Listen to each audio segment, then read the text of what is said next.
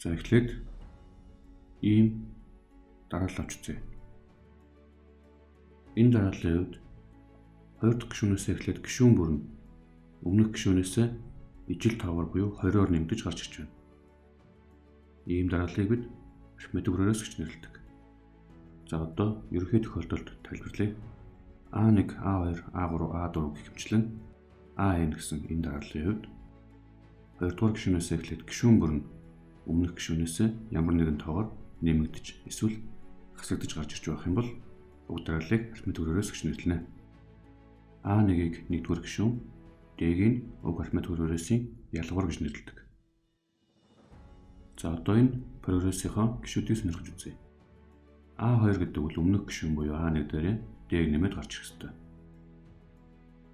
A3 гэдэг нь өмнөх гишүүн буюу энэ дээр D-ийг нэмээд A1 дээр нэмэх нь 2 тавилна. За A4 мөн адилхан энэ дээр D-ийг нэмээд A1 дээр нэмэх нь 3 тавилна. Гэх мэтчлэн явсаар бод AN дугаар гишүүн гэдэг бол A1 дээр нэмэх нь хэдэн D байх вэ гэдгийг тооцож үзье. 2 дугаар гишүүний хувьд бол A1 дээр 1 D нэмсэн, 3 дугаар гишүүний хувьд бол 2 D, 4 дугаар гишүүний хувьд 3 D нэмсэн. Яг энэ зүйн төтлөөс харвал энэ дугаар гишүүн дээр N-ээс засах нэг шиг D нэмэх ёстой байна. За үүнийг энд дахиад өчье. AN гэдэг бол A1 дээр нэмэх нь N-ээс засах нэгийг үржих нь D-тэй тэнцүү байдаг. Үүнийг арифметик хүрээрээсийн ерөнхий гишүүний томьёо гэж нэрлэнэ. Арифметик хүрээрээсийн 1-р гишүүн болон ялгуурыг нь мэдж байгаа тохиолдолд дурын гишүүдийг олох боломжийг энэ томьёо бидэнд олгож байгаа юм.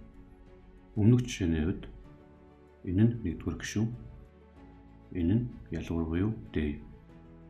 Энэ хүрээрээсийн эхний гишүүн болон ялгуурыг нь мэдж байгаа учраас хэдгээр гишүүнийг нь бид олж чадна гэсэн үг. Жишээлх юм бол 50 дугаар гишүүнийг нь олж үзье. Энэ томьёосоор A1 дээр нэмэх нь 50 дугаар гишүүн учраас 49 D нэмэх ёстой. Ингээд A1